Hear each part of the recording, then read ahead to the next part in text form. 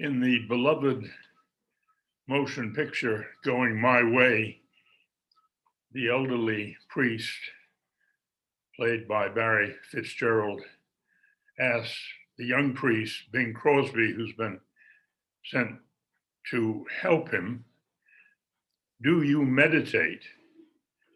I don't know how many Catholic priests do meditate, but I suspect that most Christians, if they think about meditation at all, probably think of it as an obscure, esoteric practice, and they associate it with the Far East. Bob Kennedy and I both were novices at St. Andrew on Hudson, and the first important thing that we did when we came to the noviceship was to undergo the 30-day retreat using the spiritual exercises of Ignatius Loyola. Carl Jung has said that what yoga is to the East, the spiritual exercises of Ignatius are to the West. And he gave a course on the spiritual exercises in 1939 to 40, following his course on Eastern texts.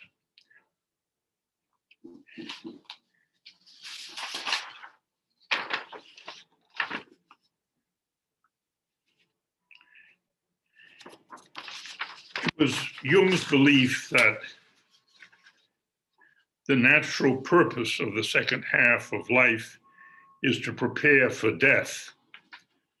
And this, of course, is not the purpose of the Ignatian exercises. They are intended to enable the person making them to come to a decision about his or her state in life, to decide on a state of life. And this has proved very successful for many, many people. Just to read a summary here, the spiritual exercises of Ignatius is the rich fruit of the saint's own experiences and meditations, and was used to guide himself and others towards spiritual perfection. Since Ignatius completed the exercises in 1553, they've been universally recognized as a brilliant and inspired guide to the development of a deeper Christian spirituality. Divided into 4 weeks of meditations and 4 key meditations on the kingdom of God, the 2 standards of Christ and Satan, the 3 classes of men, and the 3 modes of humility, the whole retreat is informed and crowned by the central positive principle of the imitation of Christ.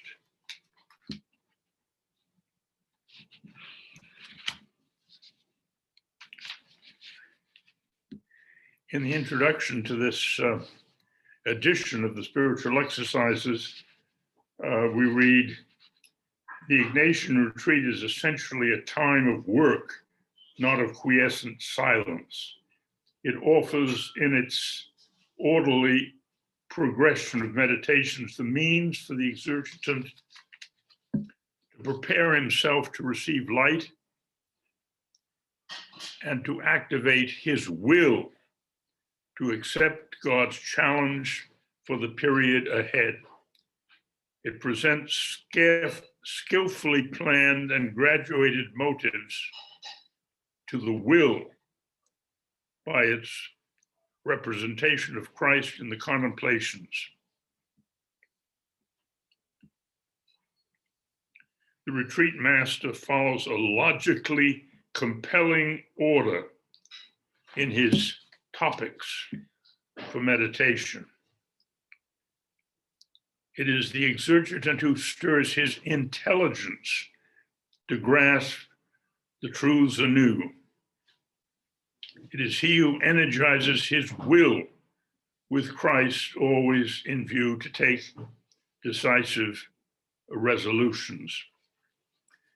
This emphasis on the intelligence, the intellect, and the will sets the Ignatian exercises apart from the other types of meditation which we will be considering. Dom John Main, who was the founder of Christian meditation, gives us this account of his coming to the form of meditation which he ultimately offered. I was first introduced to meditation long before I became a monk, when I was serving in the British colonial service in Malaya. My teacher was an Indian Swami who had a temple just outside Kuala Lumpur. When I first met him on some official business or other, I was deeply impressed by his peacefulness and calm wisdom. I was pleased to see that he seemed willing to talk on a personal level once our business was concluded, and we fell into conversation. He then asked me if I was a religious man. I told him I was a Catholic. He then asked me if I meditated. I told him I tried to, and at his bidding, described briefly what we have come to know as the Ignatian method of meditation. He was silent for a short time and then gently remarked that his own tradition of meditation was quite different. For the Swami, the aim of meditation was the coming to awareness of the spirit of the universe who dwells in our hearts, and he recited these verses from the Upanishads. He contains all things, all works and desires, and all perfumes and tastes, and he enfolds the whole universe, and in silence, in loving to all. And in silence is loving to all. This is the spirit that is in my heart. This is Brahman. The Swami read this passage with such devotion and such meaning that I asked him if he would accept me as a pupil, teach me how to meditate in his way. He replied, meditation is very simple. All you have to do is to meditate. When John Main became a Benedictine, his novice master told him to give up the meditation that he had learned from the Swami. But later on, he read the writings of John Cassian and realized that what Cassian was proposing was exactly the sort of meditation that he had learned from the Swami. And so in 1976, he began to offer Christian meditation using a mantra. That's what was characteristic of the Swami's approach, a mantra. And for Christians, John Main devised the mantra Maranatha, an Aramaic phrase found in the New Testament, meaning "Come, O Lord."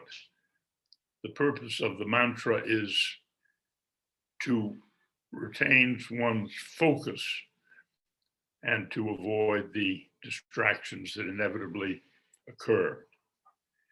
So coming back to my own journey through meditation, the 30-day retreat that I made in 1952 in the novitiate was repeated 12 years later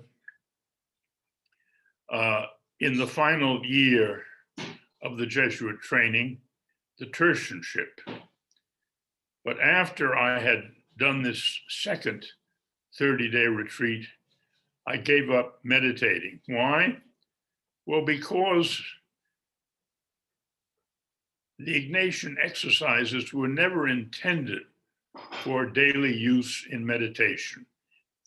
Their purpose was to bring you to a choice in your state in life. If you've made that choice in the noviceship and then renewed it in the final year of the Jesuit training, the spiritual exercises have served their purpose. So I went without meditating until I was assigned to a parish in Toronto, where the rector brought in someone to give a workshop on the Jesus prayer, something that has its roots in Eastern spirituality. The Jesus prayer is very simple. Jesus, Son of God, have mercy on me, a sinner. This is part of the Hesychast tradition of Eastern Orthodoxy. And the person who was giving this workshop had a background in transcendental meditation before he became a Christian. And then he got interested in this form of prayer. The Jesus prayer is the focus of a classic of Western spirituality, the Pilgrim's Tale.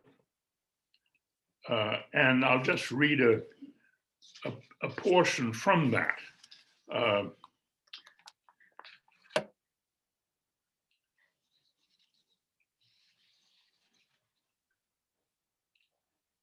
When the elder had not seen me for about 10 days, he came to visit me. I reported to him my condition.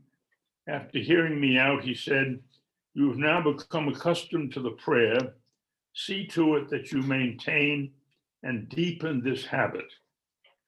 Do not vainly waste your time, and with the help of God, be resolved to perform 12,000 prayers a day unfailingly. Keep to your solitude, rise early in the morning and go to bed late, and come to me for advice every 2 weeks." I started acting as the elder had ordered me, and on the first day I barely managed to complete my canon of 12,000 prayers by late evening. The next day I accomplished this easily and with pleasure. As I repeated the prayer without ceasing, at first I felt a fatigue or a type of numbness of the tongue and some sort of constriction in the jaw, a pleasant and then light and fine pain in the roof of my mouth.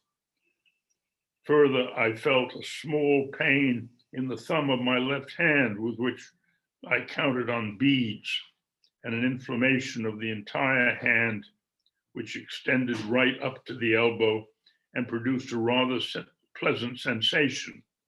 All of this somehow aroused me and compelled me to even greater practice of the prayer. Thus, for about 5 days, I faithfully performed the 12,000 prayers, and together with the habit of prayer, I received pleasure and delight. So the ultimate goal of this practice is that the prayer becomes unceasing and self-activating. The prayer of the heart, it is called. As I say, this workshop got me interested again in the possibility of finding another path of meditation. And so when I had my own parish, I invited the same person to come and give the workshop there. I have to say, it never really took off. I had hoped that there would be a follow-up, but when that didn't happen, I decided to go down to the Toronto Zen Center and take a workshop there. So that's what I'm working up to, because this is about Zen and Christianity. At the time, they had no regular person in charge of the Toronto Zen Center. They brought in someone from Vermont. Later on, the center did find its own priest, Ian Henderson, who had his start in the choir at St. Paul's Bloor Street. And I introduced myself to him and told him that I would be interested in participating in the meditations, and he gave permission for that, and I became a member of the Sangha. The first thing that I was told during the workshop was that the mantra is not involved in Zen meditation. What is used to concentrate the mind is the breathing. First of all, counting the breath, and then after a certain time, one is able simply to observe the breathing, the inhaling and the exhaling. Thoughts and images will come to mind, but they are simply to be ignored. They're not to be entertained, and they're not to be repressed. You just let them go and return to the breathing. The book that is used at the Toronto Zen Center is Philip Kaplow's 3 Pillars of Zen, Teaching, Practice, Enlightenment. And I'll read some passages from that book. Zen meditation is called Zazen, sitting meditation. And so quite a lot of time is spent on how to sit properly. Ideally, the proper pose is the full lotus position. When I was in seminary, I had found Jean Deschanet's book, Christian Yoga, and I foolishly attempted to do the full lotus position, but I only injured myself, requiring subsequent surgery. So when I came to the Toronto Zen Center, I participated in the sittings using a prayer bench, which is what I still use. Actually, though, you can use a chair. The main thing, though, is that your back has to be straight.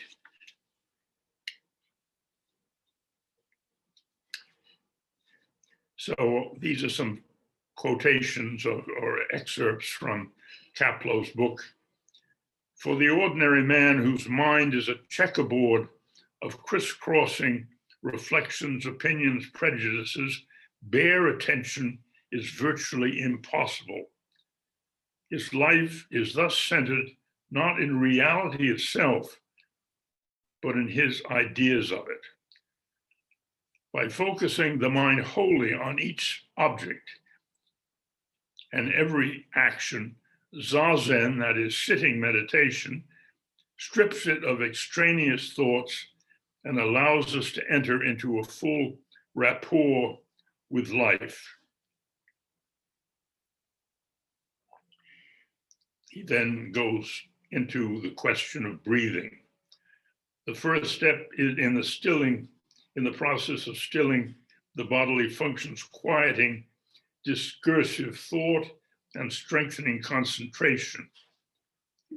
Breathing is given as the first step because in counting in and out breath in natural rhythm and without strain, the mind has a scaffolding to support it, as it were. When concentration on the breathing becomes such that awareness of the counting is clear and the count is not lost, the next step, a slightly more difficult type of zazen, is assigned, namely following the inhalations and exhalations of the breath with the mind's eye only.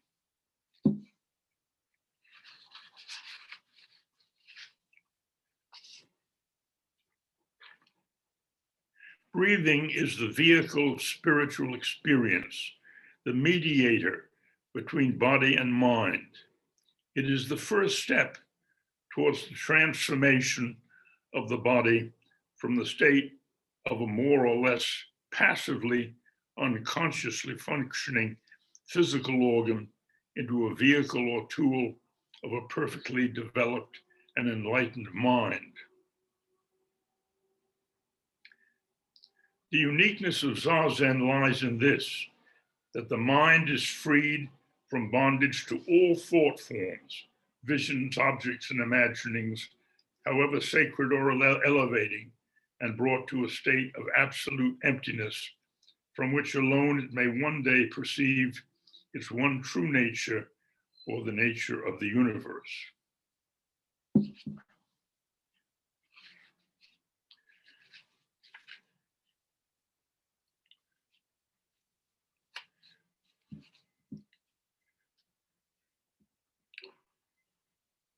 In this exercise, concentration is given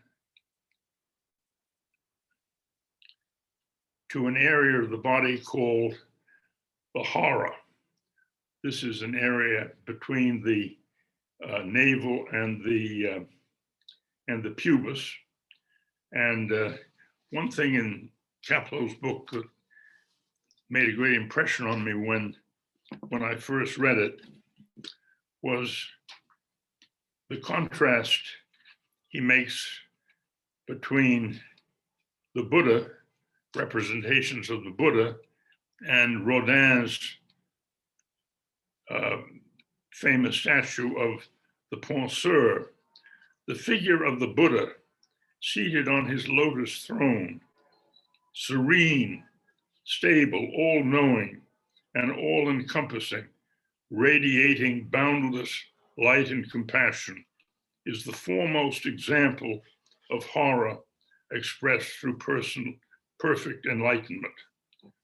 Rodin's thinker, on the other hand, a solitary figure, lost in thought and comforted and contorted in body, remote and isolated from his self, typifies the opposite state.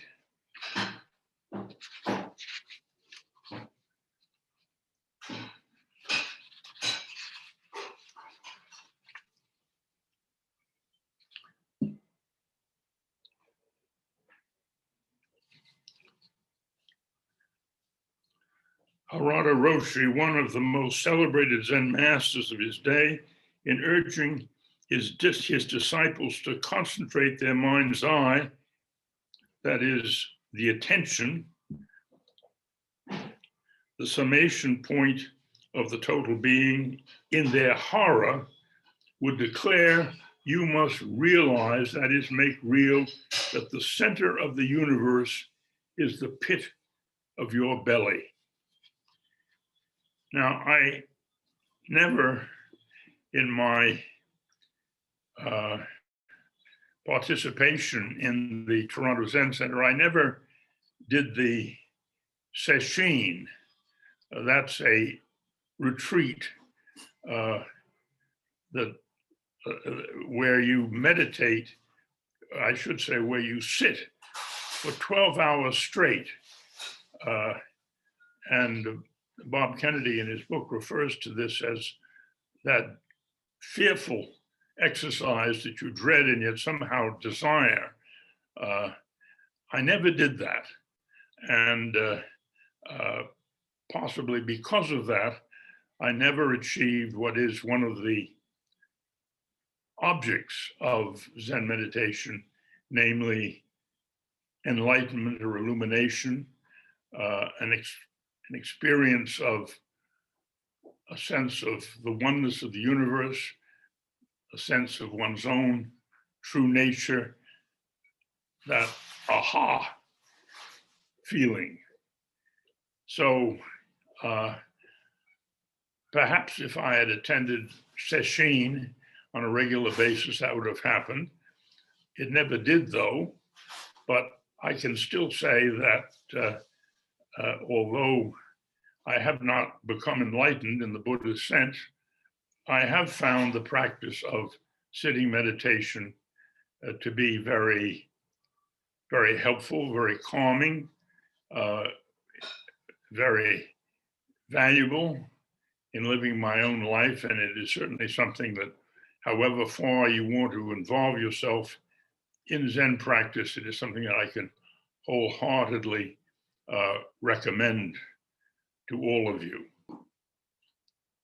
So the other approach to obtaining enlightenment, besides the sitting meditation, is the Koan. And the most famous Koan is this one.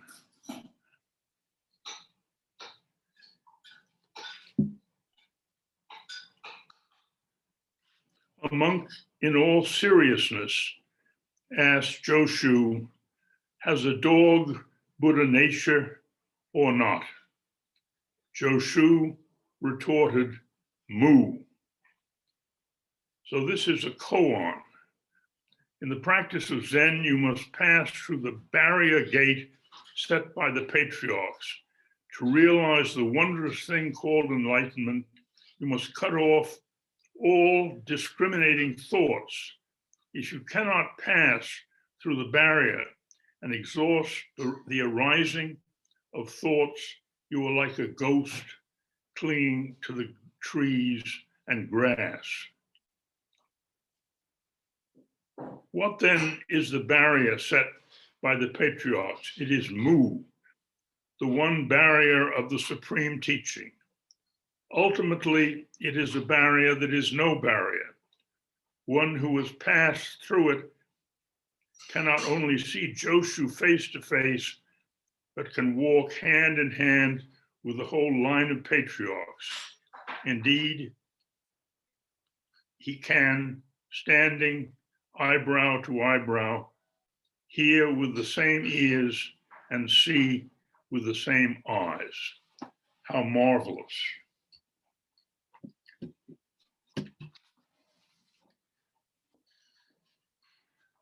Another